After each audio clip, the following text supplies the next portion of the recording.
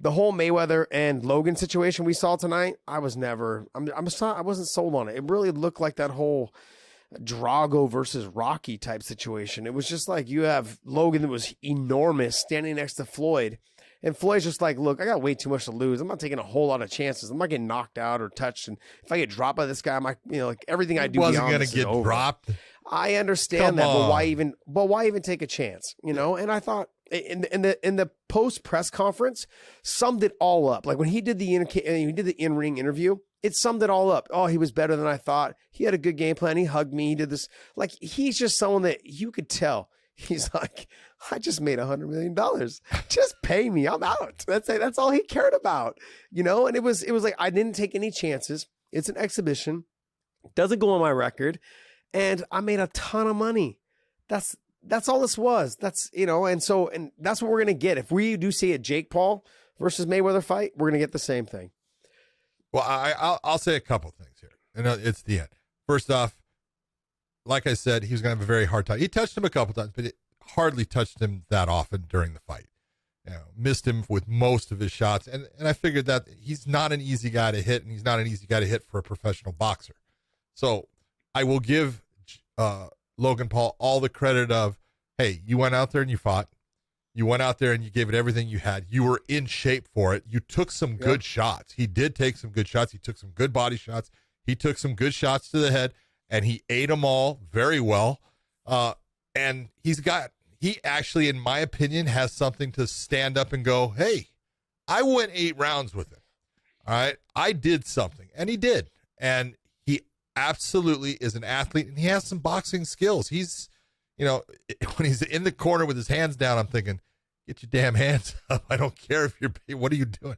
But his arms are getting heavy. I understand, but I will give him credit. I thought he actually performed above even what I thought he would. I thought he would wear out faster because I thought Floyd would do exactly what he did, march him down, which when you're going on your back foot, it's exhausting when that pressure is there and you can't catch that breath.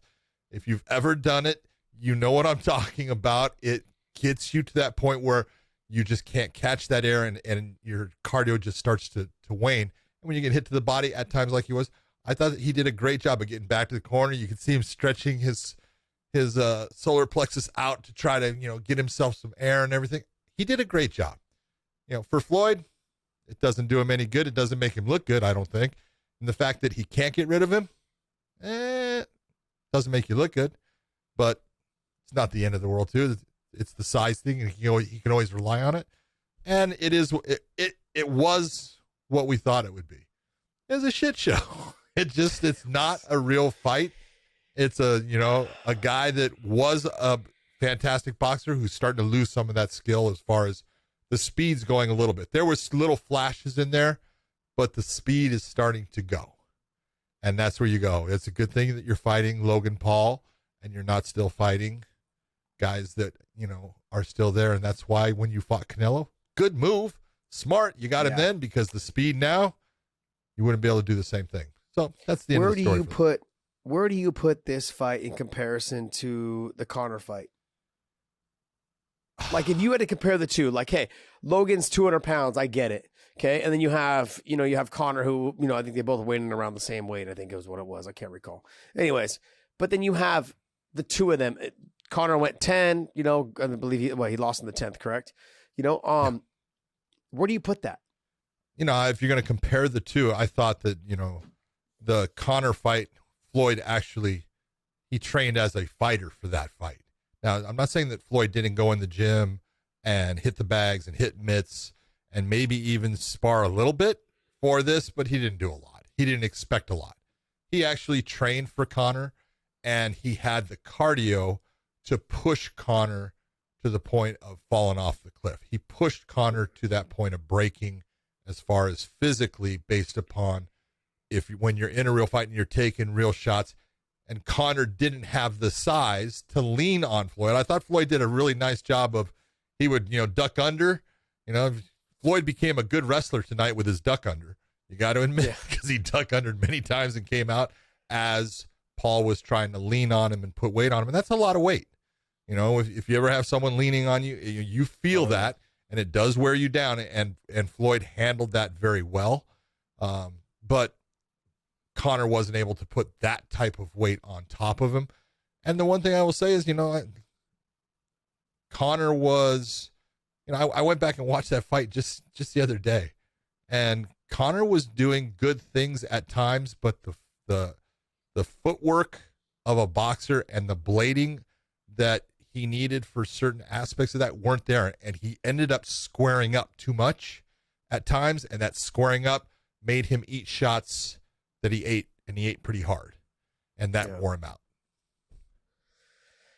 Yeah, I was just trying to do the comparison on like who you thought had a better performance, and I would agree though too that Conor had a better performance in terms of what you got was a more legit Floyd Mayweather at the time. Yeah, a little bit more. I wouldn't say in his prime, but a little bit more in his prime, and a little bit more like he felt like I think he took it serious. Well, I think he took it. It was a true boxing match because it was going on his record.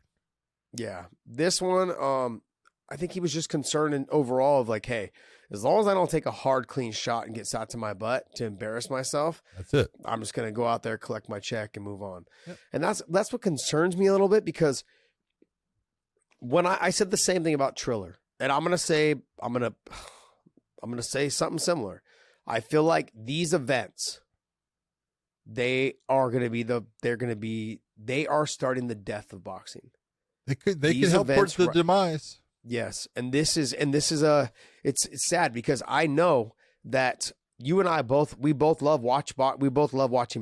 We both love the sport itself, and I think a lot of people at home are going like, "Damn, like this is fun." But guess what? This will be fun for like a year, maybe two, and then after that, it's going to be done.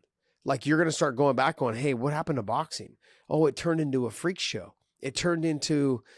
Like YouTube guys versus, this famous guy. I mean, really, we saw that already with like, remember when the stars used to fight each other? I don't even know. Yeah, they had celebrity boxing.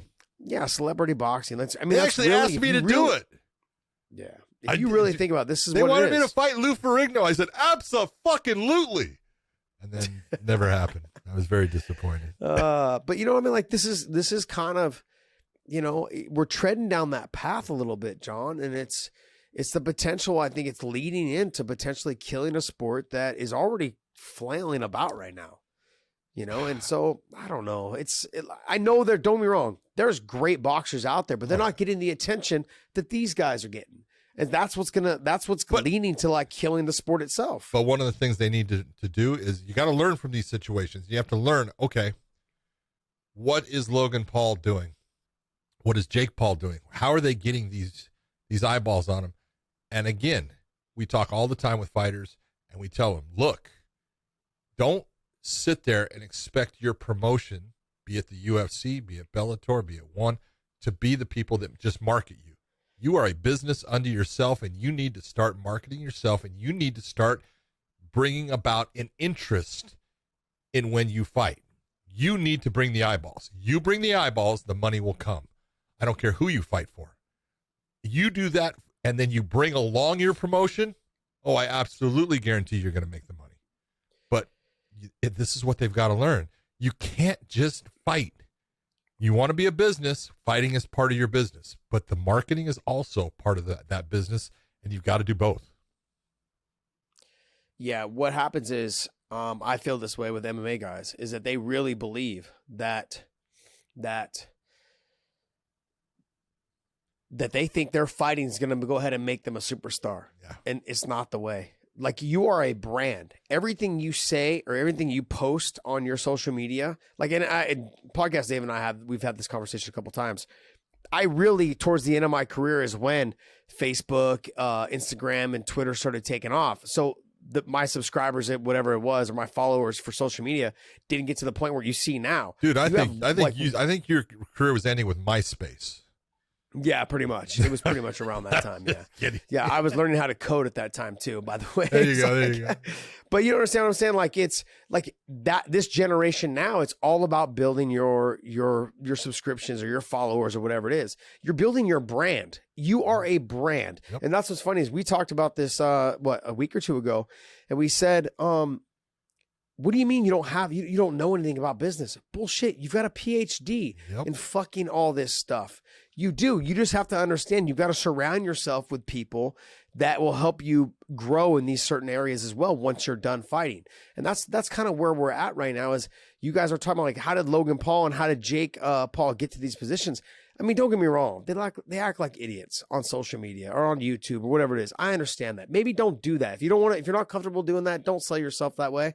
But just to give an example, someone like Brendan Schaub, he started his shows. He started talking passionately about what he likes to talk passionately about, whether it's clothes, whether it's shoes, whether it's, Let's not even talk about it Brendan Schaub's clothes because his clothes, dude, if he is passionate about clothes, I love you, Brendan. I'm sorry, but I don't get it. A salmon pink colored jacket with leopard looking type pants. I don't know what they were. And the white t-shirt was awesome, dude. Loved it. Fantastic. Wear that sumbitch again. It was great. No, man. But my point is that, look, you take somebody like I take Brandon as an example, is that he just started talking about things that he was passionate about. He developed a following. He doesn't act like an idiot. He started doing comedy and doing stuff like that, whatever it was. That was like his outlet, I think. But it helped bring him in a lot more attention, and he's got a successful career now doing podcasts. I've talked to him several times about, yeah, he deserves it. And I appreciate the fact that like he left the sport and was like, look, I'm not just going to sit here and feel sorry for myself. Like I have nothing else to do. I have things that I'm passionate about, whether it's shoes, clothes, whatever it is, t-shirts, whatever it is, his hair, it doesn't matter. But he was passionate about it. He went out there and he started talking about it and it grew and the subscriptions grew and everything else grew for him and his paychecks grew as well. So if you're one of those people that are a fighter that think that your fighting is going to speak for itself, it's not going to happen that way. You've got to be more involved in your community. You've got to be more involved on social media. You've got to be more involved in just everything. You can't just sit back thinking it's going to come to you. And if you sit back and think that your promotion's going to do it for you, you're absolutely wrong. It won't happen that way. It doesn't matter what promotion you are, it will not happen that way. And so those are things, if you want to take something out of those guys' book, take a look at how they promote themselves, videos they do. And maybe it seems ridiculous. I'm not saying you need to stretch yourself like that, but you should start trying to be more like do more creative ideas in those scenarios and situations. Yeah, you do exactly what like you're saying, Brendan. Find the things that you're passionate about and talk about them. Put them out there. Show people what you do. There's a lot of other people that aren't that passionate or care about fighting that will care about those other things that you do. You're just bringing those people on board. 100% agree.